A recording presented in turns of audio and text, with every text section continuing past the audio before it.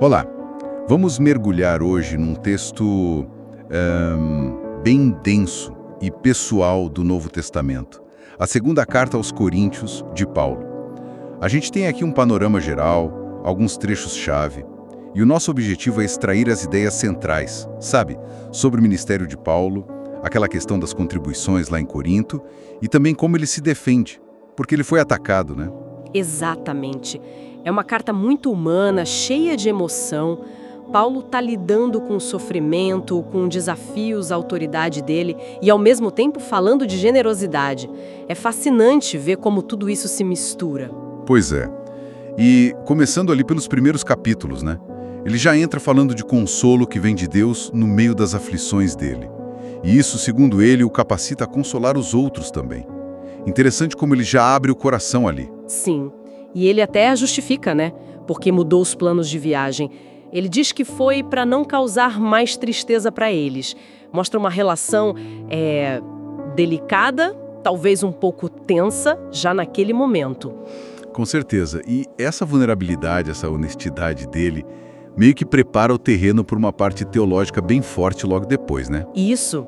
Aí ele faz aquele contraste poderoso, né? Entre a antiga aliança da lei gravada em pedra, que ele associa à condenação, e a nova aliança do Espírito. Essa, sim, traz vida, liberdade. Uma mudança radical de perspectiva. Totalmente. E ele argumenta que esse novo ministério, o do Espírito, é muito mais glorioso. Mesmo que os ministros sejam, como ele diz, simples potes de barro. Ah, essa imagem é muito boa. Os potes de barro. É fantástica, né? Carregando um tesouro espiritual imenso. A ideia é clara. A fragilidade é humana, mas esse poder extraordinário vem de Deus, não da pessoa. Faz todo sentido, especialmente quando ele descreve as pressões, as perseguições que ele passava. Exato. E tudo isso culmina, nessa parte, na grande mensagem da reconciliação. Deus, através de Cristo, reconciliando o mundo consigo. É o coração do Evangelho ali. Ok. Saindo um pouco dessa parte mais teológica, a carta muda de tom, né? E entra numa questão bem prática: dinheiro. A coleta para os cristãos da Judéia. Sim, a famosa coleta. E olha que interessante a estratégia dele. Ele primeiro elogia as igrejas da Macedônia. Gente que, mesmo numa pobreza profunda, foi super generosa. Ele usa esse exemplo para motivar os coríntios. Tipo, olha o exemplo deles. Exato. Ele meio que cutuca os coríntios, que tinham começado a coleta com entusiasmo, a terminarem o que começaram. Mas o foco não é só a quantia, né? Não, ele foca muito na atitude. Isso. A disposição, a alegria de dar, tem aquela frase famosa, Deus ama quem dá com alegria. Para Paulo, essa contribuição não é só ajuda material. É um serviço espiritual, uma prova de obediência ao Evangelho que gera gratidão a Deus e supre necessidades.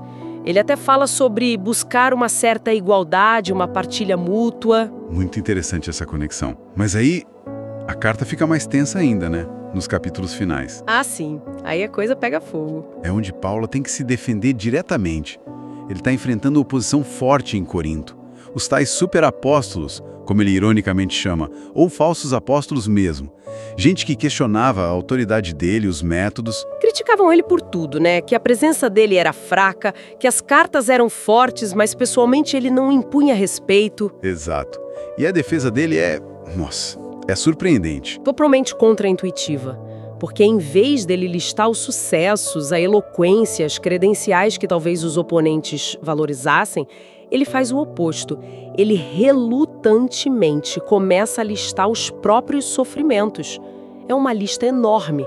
Naufrágios, açoites, perigos, fome, frio. É chocante. Ele usa o que o mundo veria como fracasso, como fraqueza, como prova da autenticidade do apostolado dele. Uma inversão completa. Exatamente. Ele subverte a lógica do poder.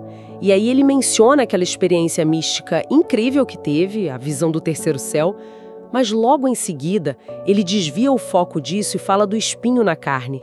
uma aflição constante, algo que o humilhava. E a resposta que ele recebe de Deus sobre isso é fundamental, né? Fundamental, a minha graça te basta, porque o meu poder se aperfeiçoa na fraqueza.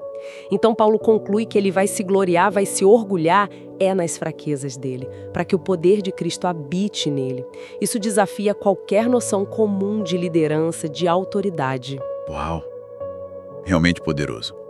E ele encerra a carta com um tom mais sério, de advertência, pedindo para os coríntios se examinarem, verem se estão firmes na fé. Sim, buscando restaurar a ordem, a paz na comunidade, antes da visita dele, que ele esperava que não fosse precisar ser dura.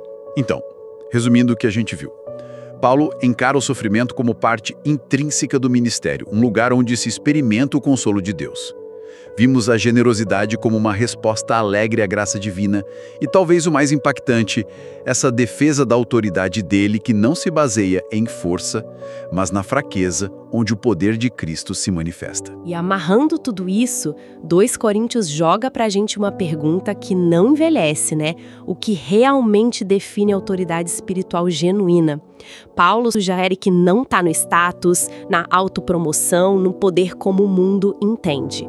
Mas, paradoxalmente, está na vulnerabilidade, no serviço, na dependência de um poder que vem de Deus e que brilha justamente na nossa fragilidade. Fica aí a reflexão, então. Como essa visão de autoridade, que valoriza a fraqueza e o serviço, conversa ou talvez confronta os nossos modelos de liderança hoje. E com essa provocação, a gente encerra essa análise desses trechos tão ricos da segunda carta aos Coríntios.